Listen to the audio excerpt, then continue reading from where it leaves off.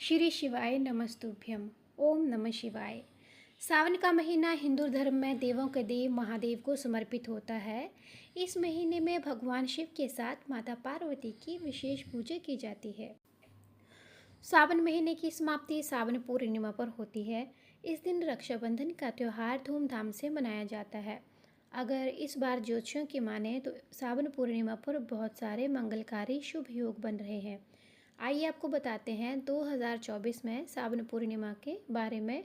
और इस तिथि पर श्रद्धालु गंगा जी या अन्य पवित्र नदियों में आस्था की डुबकी लगाकर विधि विधान से जगत के पालनहार भगवान विष्णु और महालक्ष्मी जी की पूजा के साथ साथ महादेव और माता पार्वती की पूजा करते हैं। ऐसा करने से भक्तों की सारी मनोकामनाएं पूर्ण हो जाती हैं। और सावन पूर्णिमा के इस दिन दुर्लभ शोभन योग समेत कई मंगलकारी योग बन रहे हैं। इन योग में श्री लक्ष्मी नारायण जी की पूजा करने से भक्तों को मनोवांछित फल की प्राप्ति होगी। इस बार पूर्णिमा तिथि प्रारंभ होगी 19 अगस्त सोमवार की सुबह 3:04 से और समाप्त होगी सोमवार की ही रात 11:55। सोमवार के दिन ही उदय तिथि के अनुसार सारा दिन पूर्णिमा तिथि रहेगी। इसलिए पूर्णिमा तिथि का स्नान दान व्रत या श्री सत्यनारायण भगवान का व्रत और रक्षाबंधन का त्यौहार केवल 19 अगस्त सोमवार के दिन ही मनाया जाएगा। आइए जानते हैं इस दिन रहने वाले मुहूर्तों के बारे में।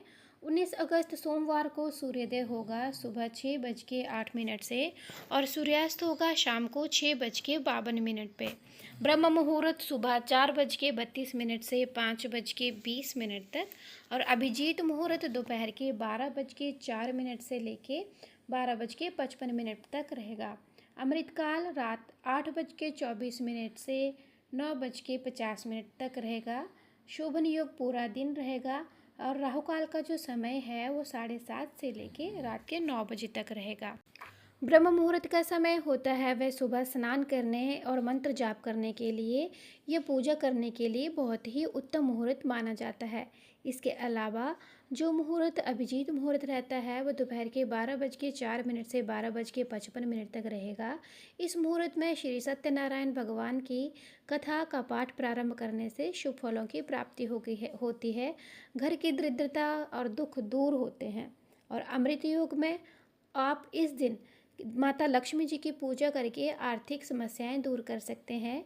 और कर्ज में डूबे हुए लोगों को या फिर जिनके घर में अनावश्यक खर्च से बहुत अधिक करके मेहनत और धन की प्राप्ति नहीं होती, ऐसे लोग शोभन योग में माता लक्ष्मी जी की पूजा करने के बाद माता लक्ष्मी जी को खीर का भोग लगाकर प्रसाद के रूप में स्वयं ग्रहण करना चाहिए। इसके अलावा राहु काल का समय आप राहु और केतु ग्रह से संबंधित दान दे सकते हैं। लोहे आदि का दान राहु काल में देने से राहु केतु ग्रह का दोष कम होता है और शांत होता है।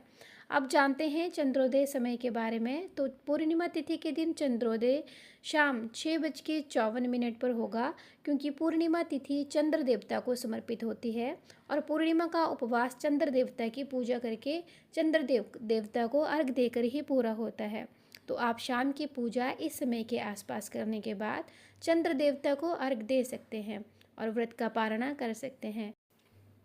अगर आसमान में बादल हों और आपको चंद्रमा ना दिखाई दे तो आप आसमान की तरफ मुंह करके चंद्र देवता का ध्यान करके भी चंद्रदेव को अर्घ दे सकते हैं। इसके अलावा आप भगवान शिव के मस्तक पर विराजमान चंद्रदेव को देखकर चंद्र देवता की पूजा करके और उनको अर्घ दे के व्रत का पारणा कर सकते हैं। सावन पूर्णिमा के दिन इस दिन सुबह से ही भद्रा लग रही है और दोपहर तक भद्रा रहेगी। ऐसे में भाई को राखी बांधने का जो मुहूर्त है वह दोपहर के बाद ही प्रारंभ होगा। तो आइए जानते हैं भाई को राखी किस समय बांधी जाएगी।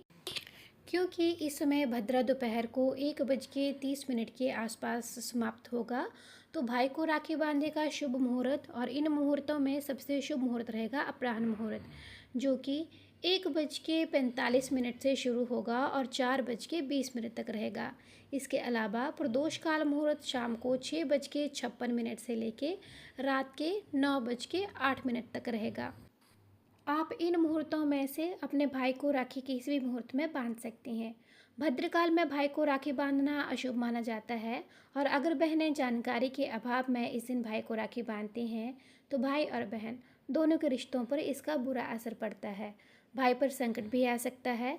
अब बात करते हैं, क्योंकि पूर्णिमा तिथि के दिन सोमवार है और सोमवार की पूजा इस दिन की जाएगी। लोग उपवास रखते हैं और सुबह से ही भद्रा लग रही है, तो क्या भद्रा काल की इसमें पूजा की जा सकती है?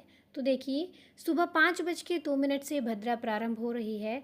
ऐसे में जो लोग भद्रा का पूजा पाठ से संबंधित विचार करते हों, हालांकि भद्रा काल प्रारंभ होते समय आप सुबह पूजा कर सकते हैं, संकल्प भी ले सकते हैं, लेकिन जो लोग इसे बहुत ज़्यादा विचार मानते हों और अशुभ मानते हों, उन्हें भद्रकाल लगने से पहले यानी सुबह के 5:02 से पहले सुबह स्नान करने के बाद पूजा करके व्रत का संकल्प इत्यादि ले लेना चाहिए। आज के दिन पंचामृत का भोग या पंजीरी का भोग भगवान विष्णु को लगाते हैं और तुलसी का पत्ता उसमें अवश्य डालें। इस दिन शिवलिंग पर एक लोटा जल का चढ़ाने के बाद ही एक घी का दीपक जलाएं। शिव चालीसा का पाठ करें और सभी की मनोकामनाएं पूर्ण होंगी। आपके जीवन में जो भी दुख है वो अवश्य ही दूर होगा। इस दिन सफ़ेद वस्तुओं का अधिक से अधिक दान करना चाहिए। तो ये थी आज की जानकारी। अगर आपको वीडियो में दिखाई गई जानकारी अच्छी लगे तो हमारे चैनल को ज़रूर फॉलो, शेयर और सब्सक्राइब कीजिएगा। मिलते हैं एक नए वीडियो के साथ, तब तक के लिए हर हर महादेव।